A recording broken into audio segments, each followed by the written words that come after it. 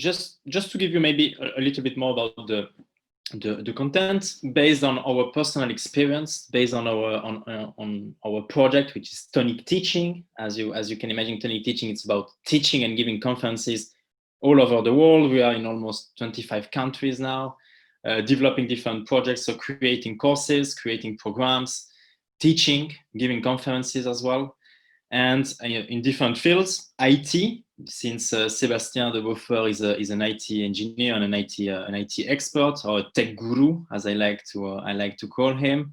Also in finance, entrepreneurship, and business management. So just to give you the background of this conference, we received an award from Tec de Monterrey, which is the best university in South America, for this conference. And we created it during the COVID-19 crisis. And we're still into the COVID-19 crisis, but it was like the first 3-4 months here in Europe, when all the news were very, very sad, obviously, and everything was very, very negative. So not a lot of hope into what we were receiving from medias, etc., etc. Okay, so we decided to share our experience on how the crisis helped us to achieve goals, helped us to develop the company, to grow internationally, etc. Okay, so it was in order to bring some positivity in very difficult times for the whole world. Okay, so this was just a little bit why we created this conference. Okay, we are trying, guys, to and when I say guys, it's always for guys and girls. Okay, just to let you know, I took that from one of my professors, and I think it's faster like this. Feel free, obviously, to ask questions, maybe at the end of the session, after my session, and after Sébastien's session. Okay, questions, comments, remarks, things that you may think are not applicable to Pakistan, or things that are missing in our presentation that would be helpful and interesting for Pakistan. Okay, let's try to benefit each other from this different perspectives that we have. Okay, we are from Western Europe.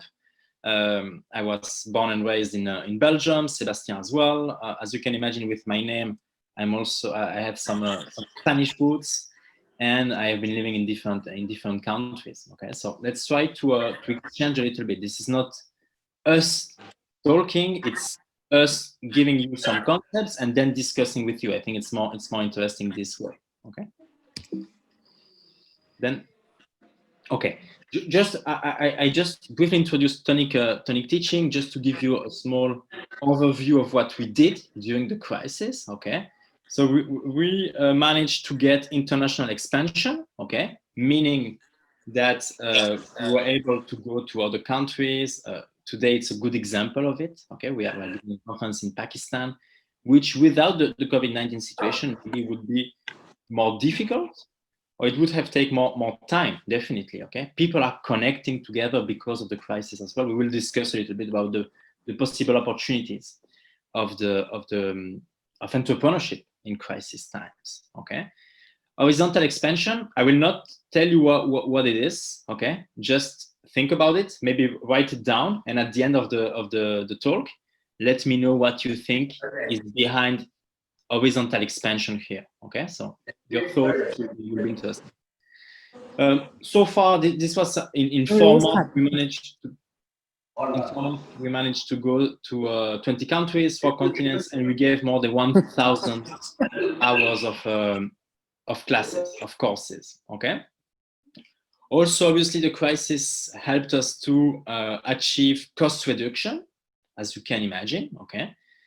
And again, the COVID-19, the coronavirus, was an accelerator of all this. Okay, maybe it was possible to go to 20 countries, 4 continents, reduce costs, but the COVID and how we manage our approach to the situation, to the crisis, helped us to achieve this. Okay. Okay. The first part that I will be giving you, it's about success factors. Okay, what are the key factors of success in entrepreneurship in general, and especially during crisis times? Not only pandemics, not only healthcare problems, situations. Okay, in general. Okay? Those are the ones that we identified based on our own experience. Feel free to say, I think this is missing, okay? Really, it's interesting for you, it's interesting for us as well. This is to make you think about new ways, about new things, not only to listen to us, okay?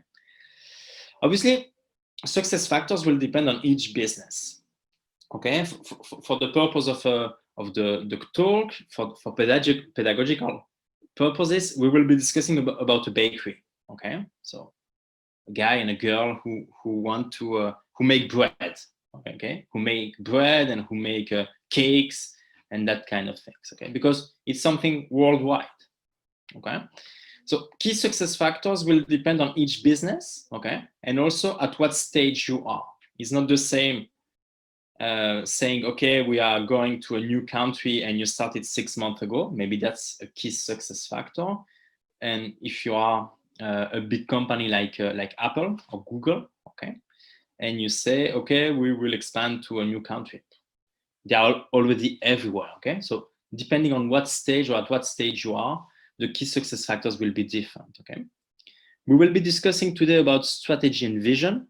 I guess you already know what it is, but let's try to give it another squeeze. And the key success factors must be SMART, okay? Again, I will not tell you what SMART is. It's an acronym, okay? Try to think about it. Maybe you know it. And I would love that someone at the end of the talk tell me what a SMART success factor is, okay? Okay, so those are now, we enter in the concrete things, or in the main part, in the core part of the talk.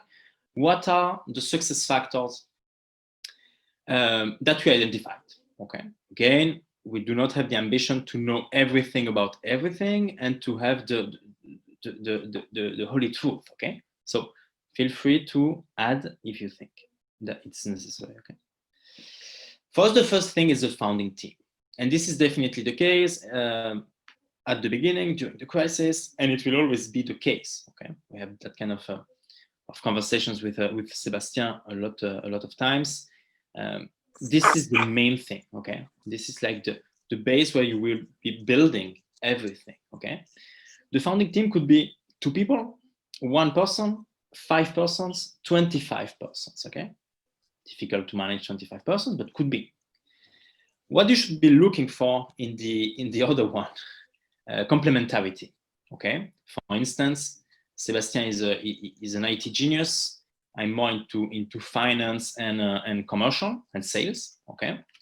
So we do not do the same, okay? So try to think, why is it important that we do not do the same? Just to bring more value. We create more value together than separately, okay?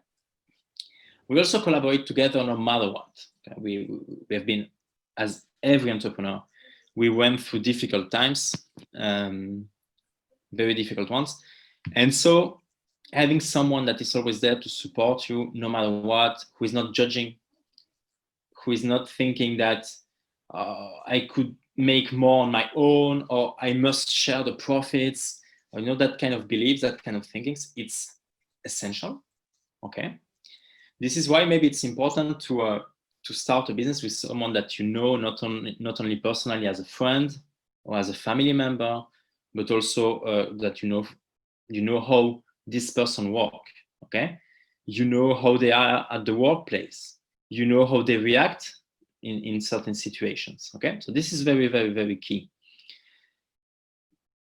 To choose someone or to start a business with someone, it's also very important if you need to identify what complementarity skills you need, what type of personality skills you need, what kind of attitudes you need.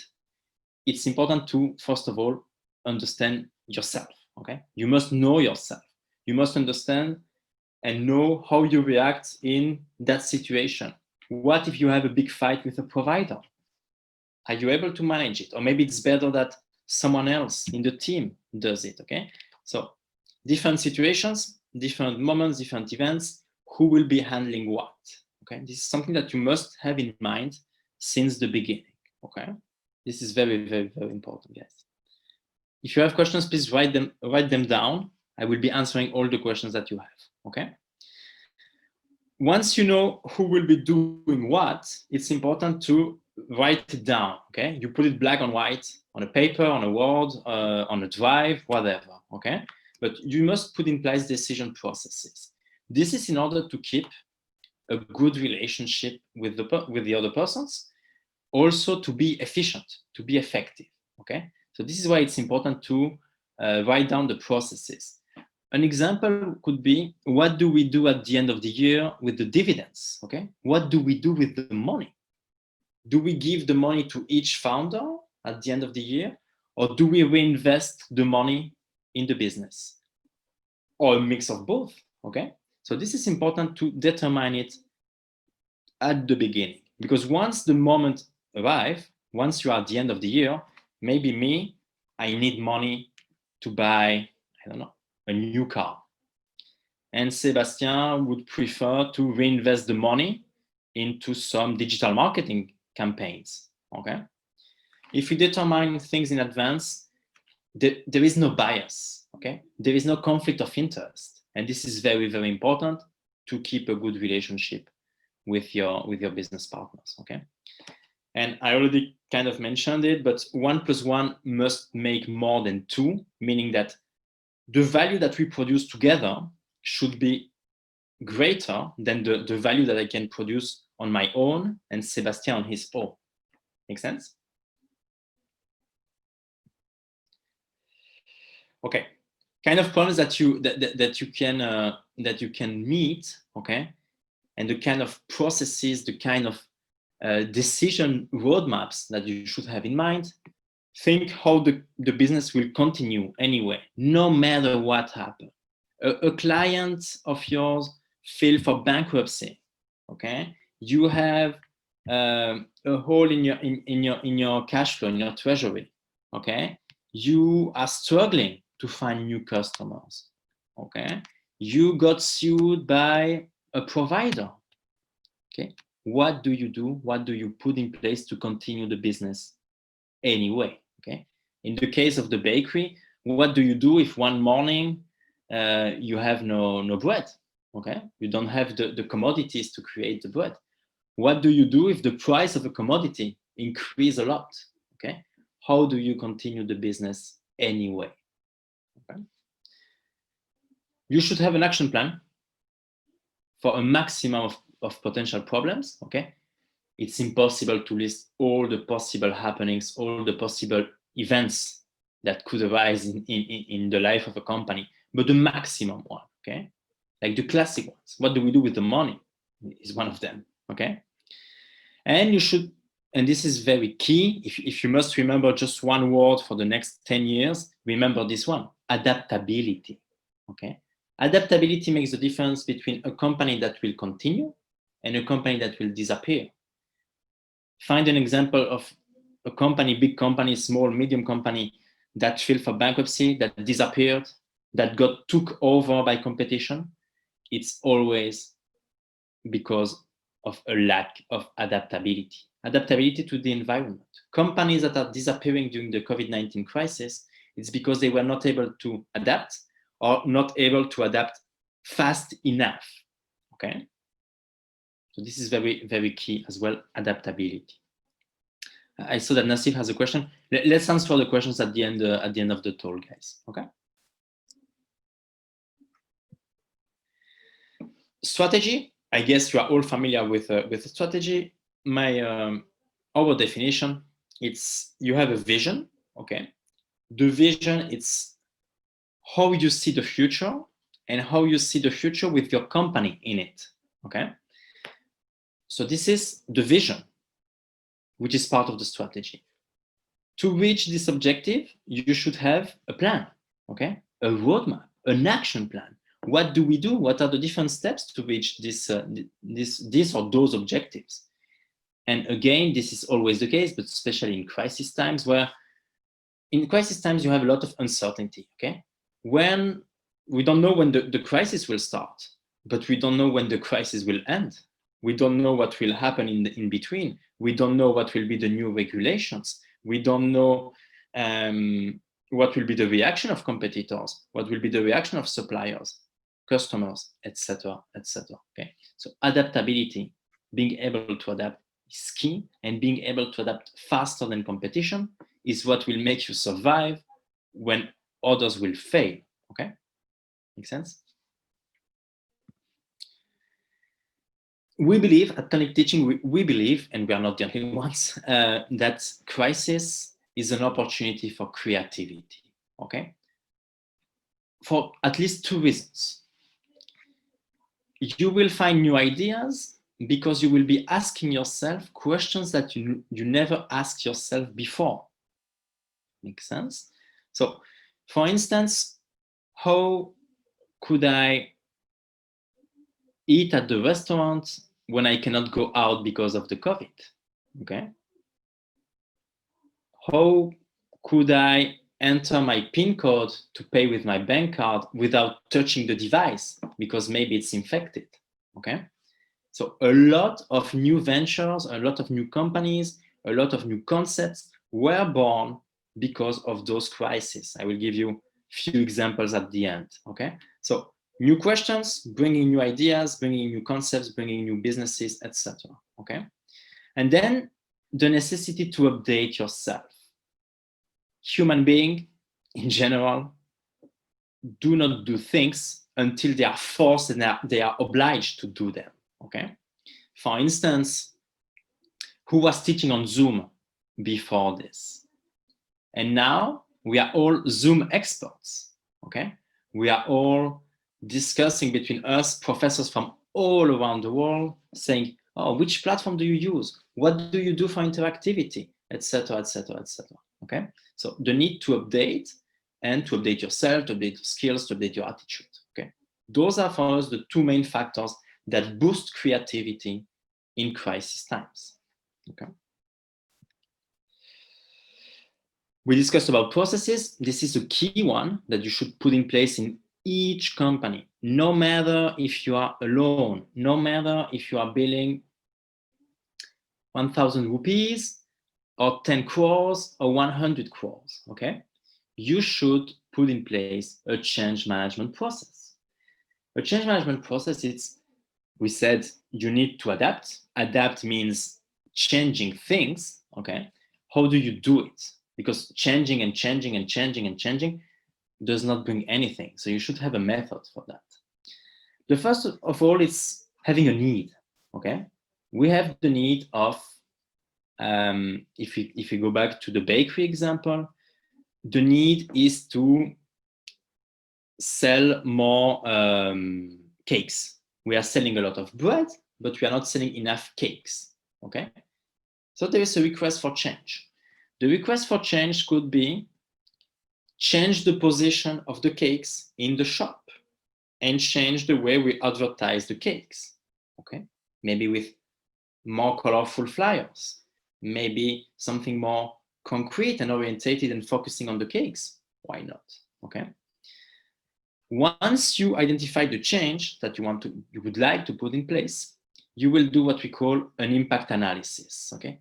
What will be the impact of this change? For instance, if I go back to the cakes example, what if I change the place of the cakes in the shop? Maybe I will increase my sales cakes, my cake sales, but I will be decreasing or losing money from my bread sales, okay? So this is very important as well. It's not because you change something that all the changes are good. You should identify the impacts, okay? So those are kind of provisions, forecasts that you do. It's difficult to predict the future. If you can do it, just let me know, please, because I will go and play the lottery, give me the numbers, okay? But you should at least try to get assumptions on the potential future with those changes, okay? Once you have this report about impact analysis, you will approve or deny the change, okay? So, oh, that's good. You will approve and deny. You will approve and deny the change, okay? If you get more benefits than issues with this change, you will implement it, okay? Meaning you put it in place. Once you did that, you will be collecting data, okay? You will create a report and you will be reviewing your assumptions, okay? Was I correct with the number of sales of my cakes and the number of sales of my bread? Am I getting more customers? Am I getting more money in the overall picture at the end of the day, okay? Once you have those, and this time are factual numbers, okay, real figures, okay, those are assumptions here. Impact analysis are assumptions, and those are real numbers, real data. So it's important that you collect them. You will decide either you keep the changes, you get back to the previous solution, or you implement or find a new one. Those are the three options that you have, okay?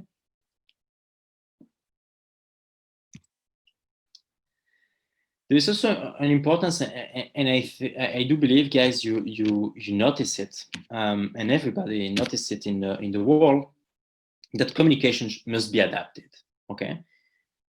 Not only in terms of advertising, not only in terms of mass communication, but also in terms of how you speak, how you communicate with your customers, suppliers, potential partners, etc. Okay, showing more empathy. Everybody's suffering here, okay, with that kind of situations, and showing empathy. It's also a good way to give the customer what he really wants, because you are putting yourself in his or her shoes. Okay, so this is very important. Being transparent. When we discuss about clarity, we could say transparency, which is maybe a higher word. It's important to be clear. Okay, if the amount is 1,000, it's 1,000. If the delivery timing is 2 months, it's 2 months. What people hate, especially during crisis times, it's let's see what happens. Okay, we will see. And for the payment timing, we will see. And for the amount, we will see. You will be losing customers, partners, and suppliers. Okay. Also, an importance to provide even more during crisis times, more things, more services, and more support. Okay, could be moral support, being more human would be good in these times, but could be also additional services, sometimes even for free. Okay, restaurants that never did delivery, starting doing delivery for free. It's a new service. It shows more support. It shows that you have empathy for the situation of the people. Maybe some people that are sick and cannot go out. Okay, just to give you an example in the context of COVID. Different steps to reach goals. It's good to determine the goals, determine where you want to go, what's your vision, what's your strategy. It's obviously important to determine goals. So what's interesting here, what is really, really key, it's defining goals according to your strategy, okay? If your strategy is to reduce the costs of your bakery, it makes no sense to open a new shop or to increase the number of square meters that you have in your bakery, okay? Because this will definitely increase the costs. So this goal, even if it's a legitimate goal, does not enter and does not follow your strategy, okay? It sounds very silly when I give this example.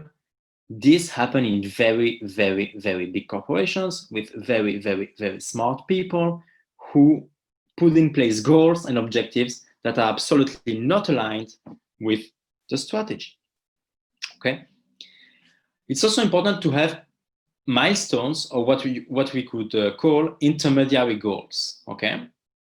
So not only long-term goals, because people get demotivated. Okay.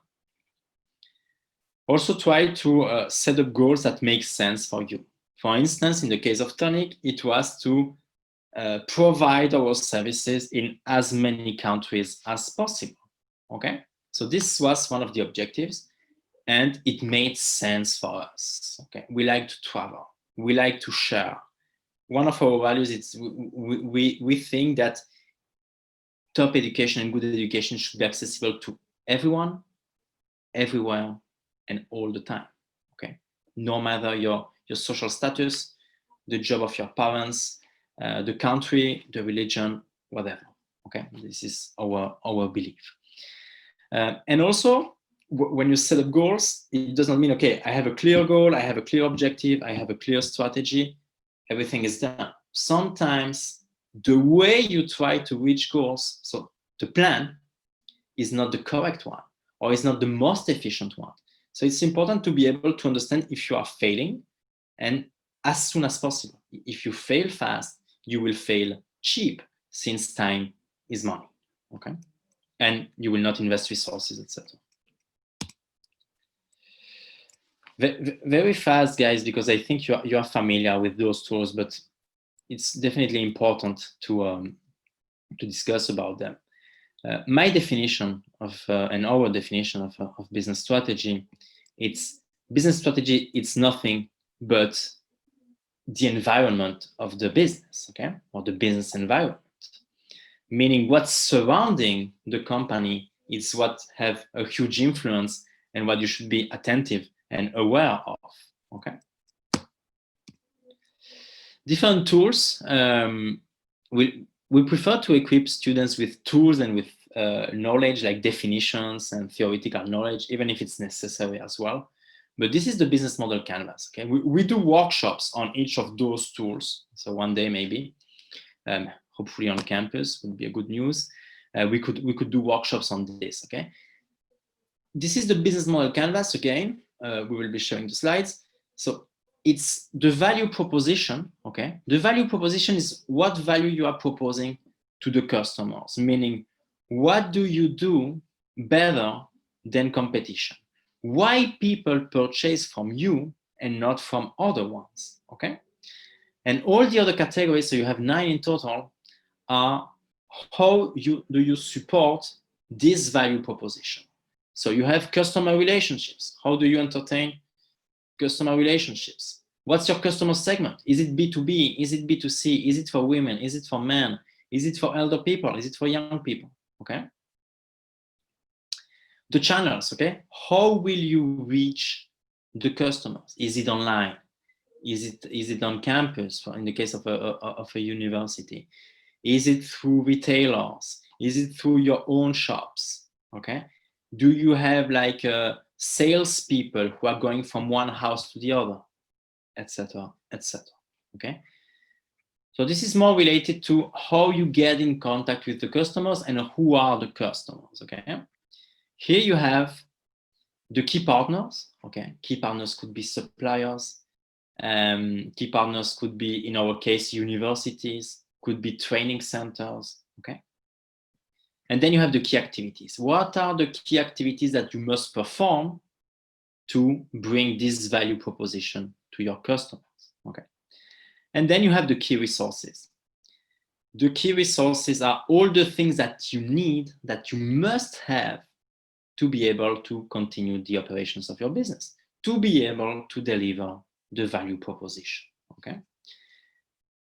And the last two are important just to understand if it's viable, if the project is feasible, okay? You have the cost structure, so all the costs that you have, fixed cost and what I call, and I like to call, exceptional costs, okay? And then the revenue streams. How do you make money? How do you receive money from customers, okay? Business model canvas, we can discuss in further details if you want. Okay, you have another tool, which is also for the environment analysis, but taking into account internal features of your company, okay? You have internally the strengths and the weaknesses of your business. If you are alone or a small startup, at the end of the day, it's your own strengths and weaknesses, okay? And then external factors, like, which will give you opportunities or could create threats, okay? I guess you are familiar with that. Let me know if you have any question on the SWOT. Very, very helpful, even personally. Okay, you could use it personally to understand what are your strengths, what are your weaknesses, and based on that, what opportunities you can generate and what threats you can generate. Okay. We discussed in the continuity of the business, we said that the business should continue no matter what, and you should be listing different events, okay, different possible events that could arise, that could happen, and you should have a plan for each of them. A good tool to identify them and to list those events, okay, is this risk matrix. Based on 2 dimensions, the probability of happening and the consequence, okay? Same event may have a different probability and a different consequence, okay? And that level of probability and consequence will give you the risk level of each event. Why is it important to identify the risk level? In order to create a priority list, okay? First, we should tackle this one, second this one, third this one, okay? Why is it key? Because you do not have the time, you do not have the resources, and resources you can include time, people, money, etc., to tackle all the risks. It's impossible. You do not have them, I do not have them, huge corporations do not have them. Okay, so priority and prioritizing, try to say it 5 times in a row, prioritizing risks, it's key. Okay.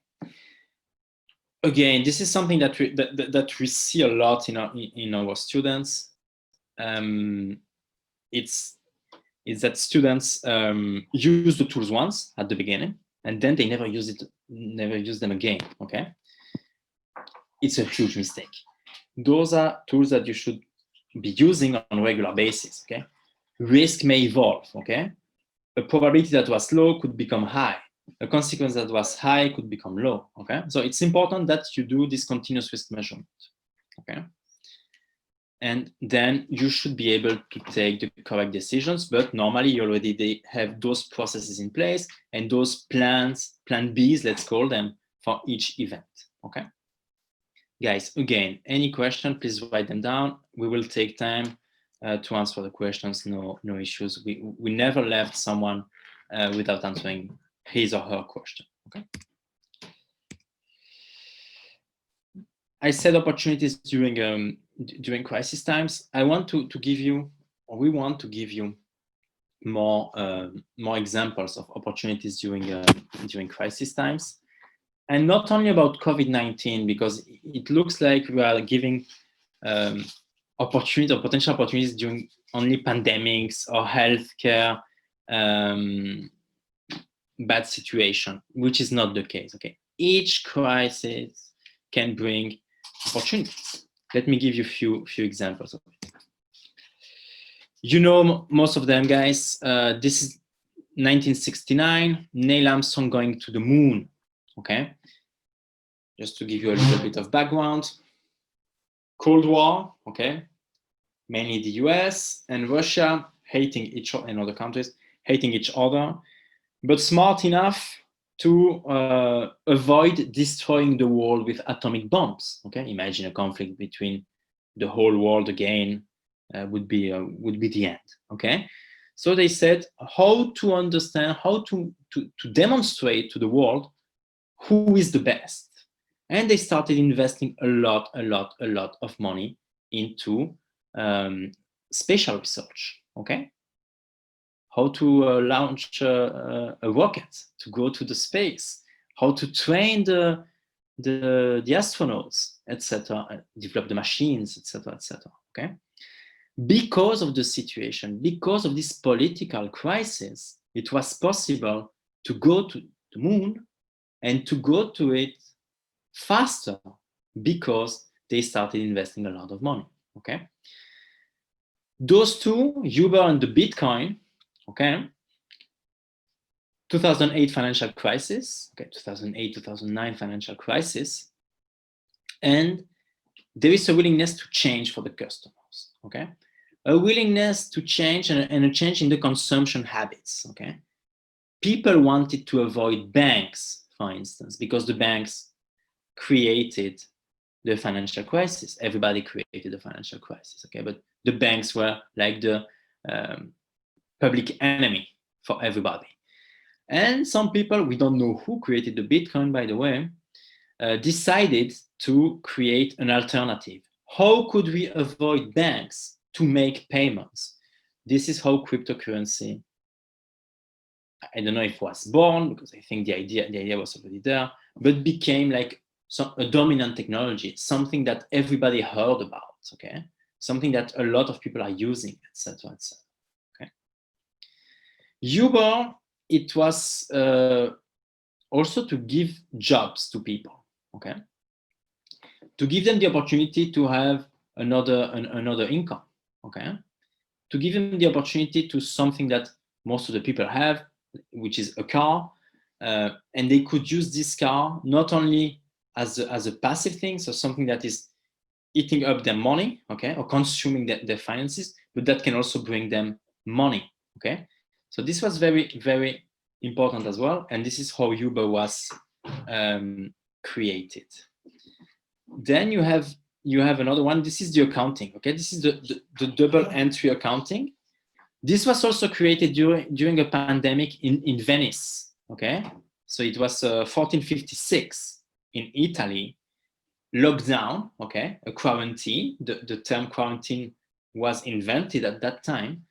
And someone said, we have an issue with the accounting of the companies because we cannot compare them, because people are doing whatever they want. And this is how they created the rules in accounting, this famous assets equals liabilities, all the things that you own and how did you finance them, okay? Not very funny as an invention, but very useful.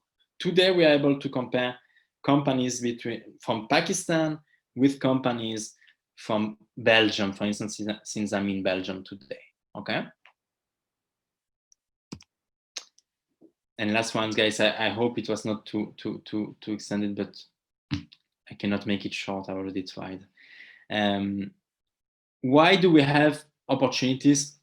We listed a few things that you should be, you should take care, you should be keen about, okay? So you have a change in the consumption habits, okay?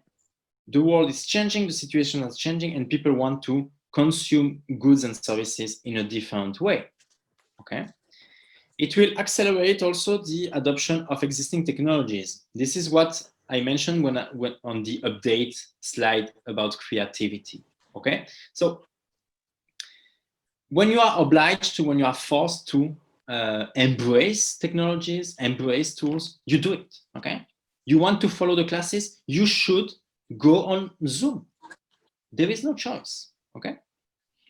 Also change the game. This means that some companies will disappear, other companies will be created, and this creates a change in the game, okay?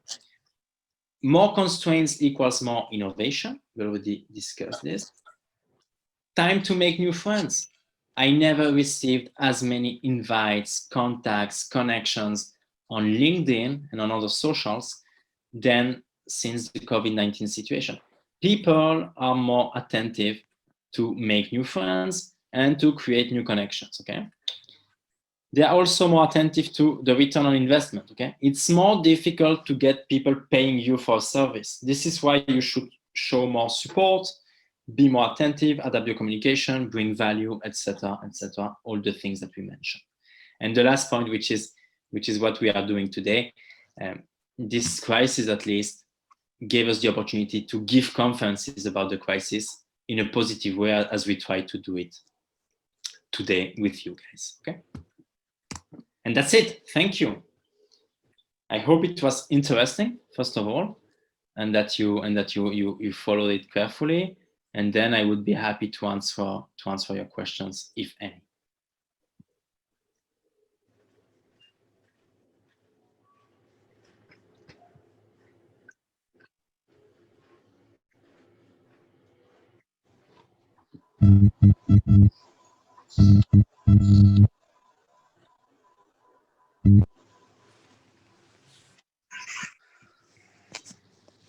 Okay, I think it's good if you open your mic, maybe.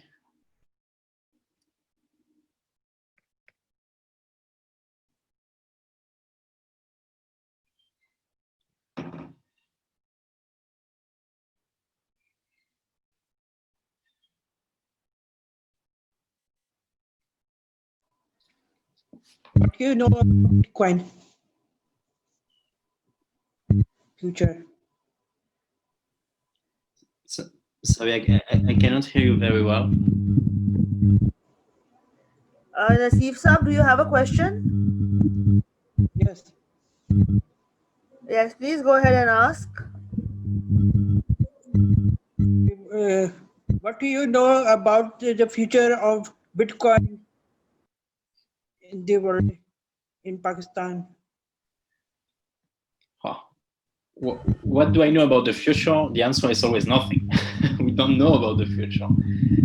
What we can imagine, Bitcoin, as everything, as each concept in the world, will be influenced by the environment, and especially in this case, the legal one.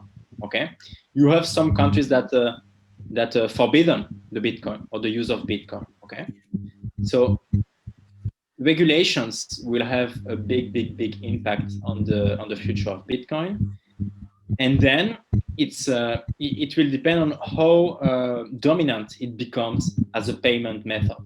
Okay, the more people will be using it, the more stable and the more valuable it will become. Okay, so for me, those are the two factors that we should be looking at in order to understand what will be the future of Bitcoin. Okay, so the attitude of the consumers, how many adopters will join, and not only individual people, how many companies, governments, public administration. What about international trade? Okay, will it become the new US dollar? Because for the moment in international trade, the currency that is used is the dollar mainly. Okay, the USD. So what about if it becomes the Bitcoin? Obviously, that would be a great news for them. Okay, so those are the factors that will influence the future of the Bitcoin, not only in Pakistan but everywhere. In Japan, you can ask to have part of your salary paid in Bitcoins. Okay, so if this happen somewhere else, could be positive for the future of Bitcoin. Telling you it will increase the price of 25% in the future, I cannot say it. Nobody can say it. And if someone says, yeah, the future will be like this person is lying. Okay. I hope I answered the question. Yeah. We have Mr. Wasi Siddiqui also. Mr. Wasi, if you can please go ahead and ask your question. Hello, sir. Hello. I have a question. I work in an engineering consultancy firm. The average age of our employees is under 30, it's between 25 and 30. And so these are the individuals who are more attuned to the newer technologies, more aware of what's happening in the startup world. And this company that I'm talking about, it's a 30-year-old company. So we're sort of set in the way we do our things. So my question is, how does one encourage creativity in the sense that give them, create a culture where these young individuals feel empowered to come and talk to the senior individuals in the organization to come up with newer ideas? Like, how do I create that culture in the company? Very good question. Very good question. Well, we teach creativity. We teach design thinking. Okay, so we give workshops, we give activities, how to improve creativity. The first thing is changing the way we are all kind of programmed. Okay, or the way our mind is set up. You know. Let me ask you another question. Wasai is your name? Yeah, that's right. Wasai? Okay. Do you think there are creative people and non-creative people? What do you think? Oh, they're creative people. They're design engineers. Okay. So you believe that some people in the world are creative and some people in the world are not creative? Do you believe that? I think everybody's creative. It's just the forum that you kind of give them to express their creativity. As you said, everybody's creative. This is the first hustle that we should fight against, okay? A lot of people, including me before, including everybody, believe that some people are born creative or were born creative, and some people were not, which is completely false. Okay? Everybody could be creative. Then to create a creativity atmosphere in the company, the first thing to do is to get people going through creativity trainings, okay? Design thinking trainings, for instance. This would be the first step. And then also hire people with a job description where creativity is required, okay? People are creative when they are intrinsically motivated to be creative, okay? They want to be creative. Imagine about a hobby that you love and you spend time on it, you get absorbed by your time and you are creative because you are passionate about it. So this is one of the options. You are creative because your intrinsically motivation, okay? And the other one is you are creative because you must be creative, okay? They ask you to be creative. You do a task when you are focusing on a task, and you do it well when you are focusing on a task, okay? If you ask those engineers in their job description to increase the efficiency of that piece of the car, they will be focusing on increasing the efficiency of this specific piece for the car. If you tell them, yeah, increase the efficiency, where do we start? Okay, this is kind of constraint as well, constraining the focus. Okay, ask someone, yeah, you should be creative. You will get nothing from these people. You should be creative on this particular thing, and the objective is this. You will get a lot of creativity outcomes. We could spend 25 hours discussing this, okay? Because it's a full topic. And again, it's not only discussing creativity, okay? It's also training it. And we have a lot of workshops that we do at universities about improving creativity. And those are not only exercises for the corporate world, those are exercises for your personal life as well.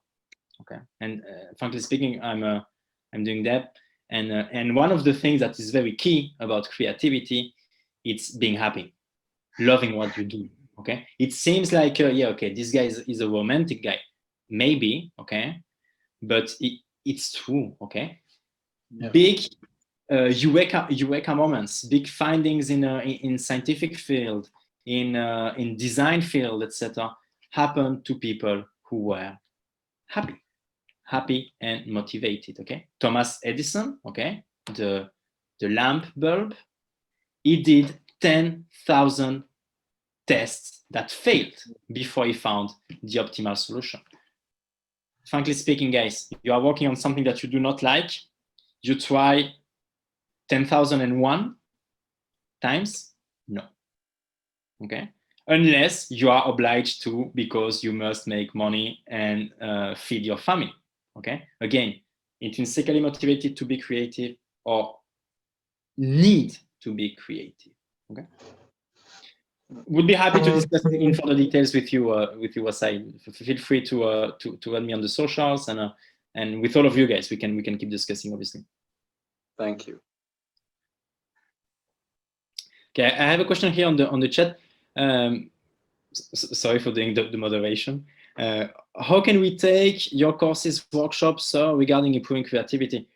Should be discussed with the owners of your program, but we will be very happy to do it, and especially to do it on campus.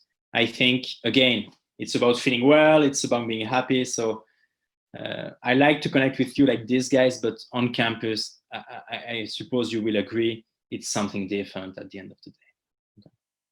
Definitely we will. Very exciting thought, and we would love to do some collaboration. And since we've just reached the time, and I know that even though it's a Sunday, yeah.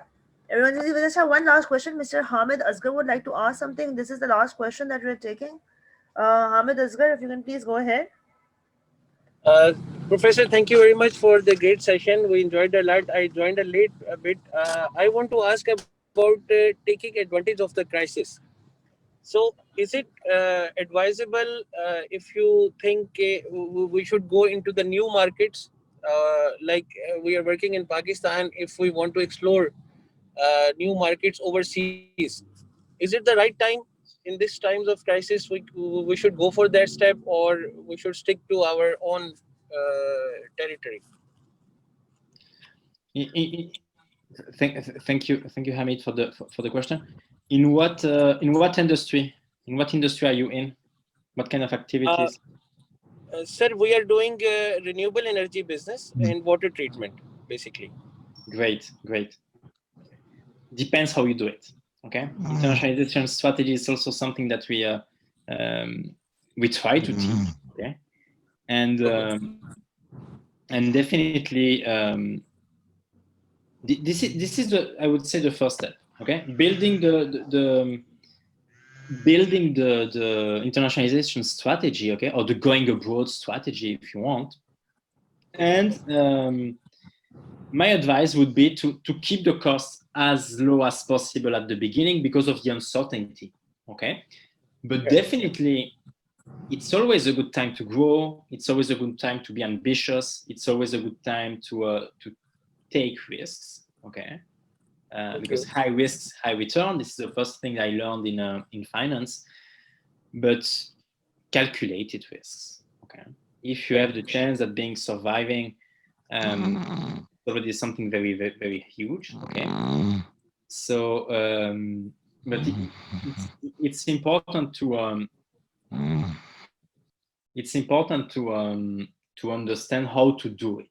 Okay, so first of all, it's the different stages or different ways you could go abroad. Okay, you could start finding a partner in the other country. Okay, like a distributor. You are sharing the risk with this person.